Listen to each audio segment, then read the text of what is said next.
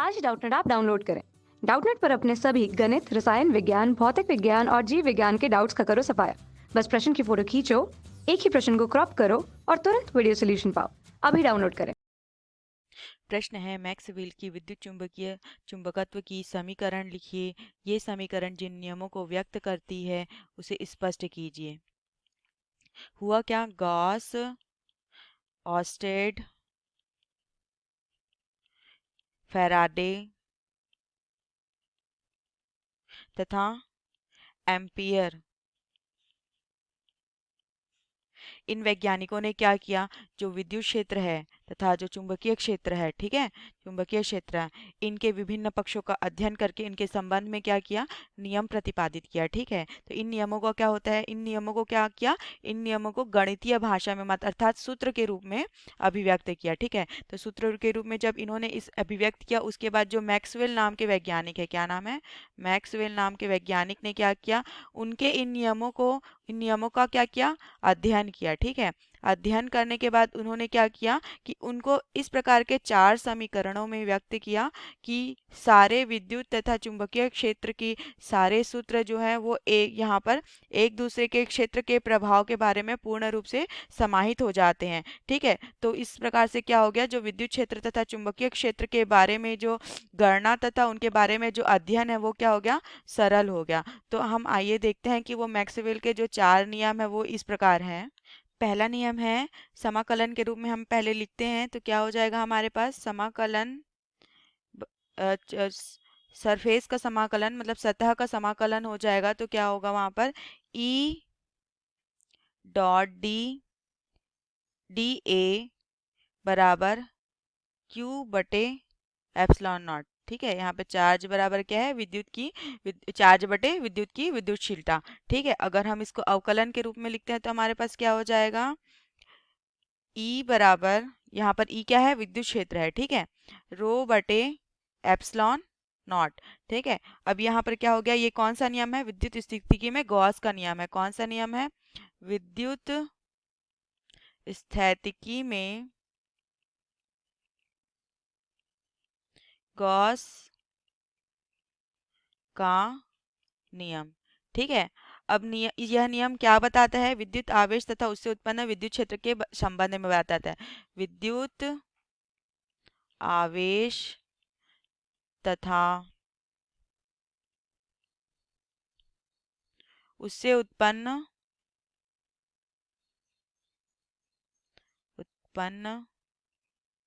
विद्युत क्षेत्र के विषय में के संबंध में बताता है। ठीक है, यहाँ पर देखिए हमारे पास समीकरण में है ना, यहाँ पर ये क्या है, चार्ज क्यू आवेश है ये। ठीक है, यहाँ पर एप्सिलॉन नॉट। ठीक है, और विद्युत क्षेत्र क्या है हमारा, ई है। तो किसके किसके संबंध में बताता है, विद्युत आवेश तथा विद्युत क्षेत्र से के संबंध के बारे में बताता है। अब आगे देखते हैं कि दूसरा नियम क्या है। तो हमारे पास ये तो पहला नियम हो गया। ठीक है, अब दूसरा नियम है चुंबकत्व के गॉस का नियम, जिसको हम कैसे लिखते हैं, बी चुंबकीय क्षेत्र डी ए बराबर शून्य। ये क्या हो गया, समाकलन के रूप में, तथा अवकलन में के रूप में क्या होता है यहाँ पर, ग्रेडियंट बी बराबर शून्य। ठीक है, तो यहाँ पर क्या हो जाएगा, ये किसका नियम है, चुंबकत्व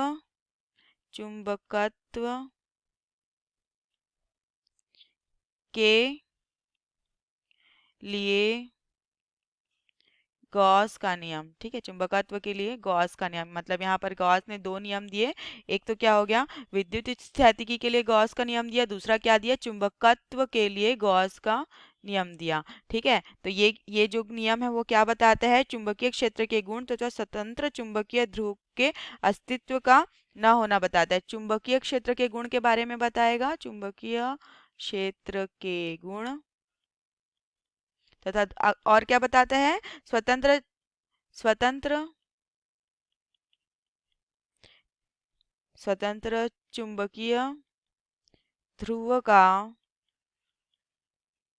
अस्तित्व में अस्तित्व में न होना।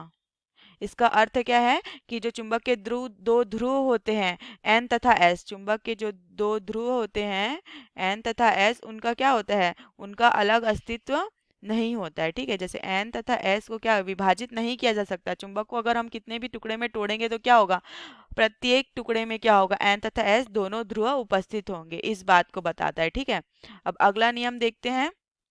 तीसरा नियम क्या है, तीसरा नियम है फैराडे के विद्युत चुंबकीय प्रेरण का नियम, जिसको हम किस प्रकार से लिखते हैं, ई डी एल समाकलन के रूप में बराबर ऋण डी फाई बी बटे डी टी। ठीक है, अब इसी को अवकलन के रूप में तो क्या हो जाएगा, कर्ल ई बराबर ऋण डो बी बटे डो टी। ठीक है, यहाँ पर क्या बता रहा है, यह फैराडे का विद्युत चुंबकीय प्रेरण का नियम है। किसका नियम है, फैराडे का विद्युत चुंबकीय प्रेरण का नियम है। ठीक है, और यह नियम क्या बताता है, यह नियम बताता है कि जो परिवर्तनशील चुंबकीय क्षेत्र है, क्या परिवर्ती चुंबकीय क्षेत्र है, परिवर्ती चुंबकीय क्षेत्र है, उसमें प्रेरित होने वाले विद्युत क्षेत्र के संबंध में बताता है। से चुंबकीय क्षेत्र से प्रेरित होने वाले विद्युत क्षेत्र के संबंध में बताता है। ठीक है, अर्थात होता क्या है, चुंबकीय क्षेत्र जहां पर उत्पन्न होता है उसके कारण उससे प्रेरित होकर क्या उत्पन्न होता है, विद्युत क्षेत्र भी उत्पन्न होता है। ठीक है, ये क्या हो गया, फैराडे के विद्युत चुंबकीय प्रेरण का नियम, जिसको मैक्सवेल ने इस इन समीकरणों के रूप में व्यक्त किया।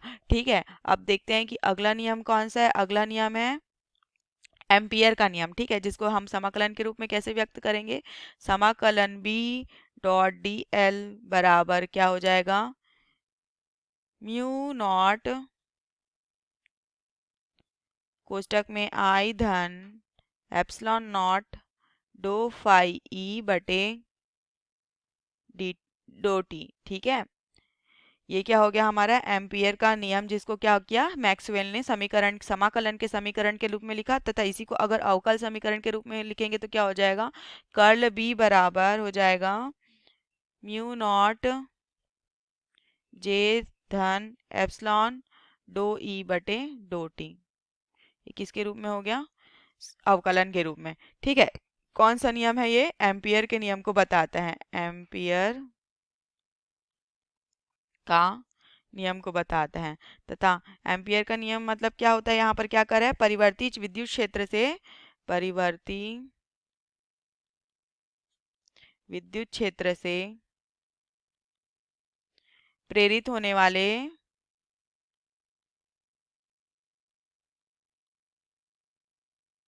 चुंबकीय क्षेत्र के संबंध में बताता है। अर्थात क्या है, मतलब जहां पर विद्युत क्षेत्र उत्पन्न होगा वहां पर प्रेरण के कारण क्या होगा, चुंबकीय क्षेत्र भी उत्पन्न होगा।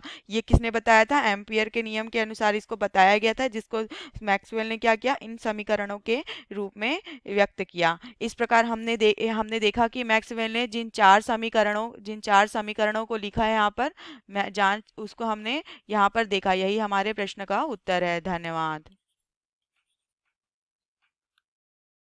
कक्षा 6वीं से 12वीं से लेकर नीट, आईआईटी, जेई वो एडवांस के लेवल तक 1 करोड़ से ज्यादा छात्रों का भरोसा। आज ही डाउनलोड करें डाउटनेट ऐप या व्हाट्सएप करें अपने सारे डाउट्स 8400 400 400 पर।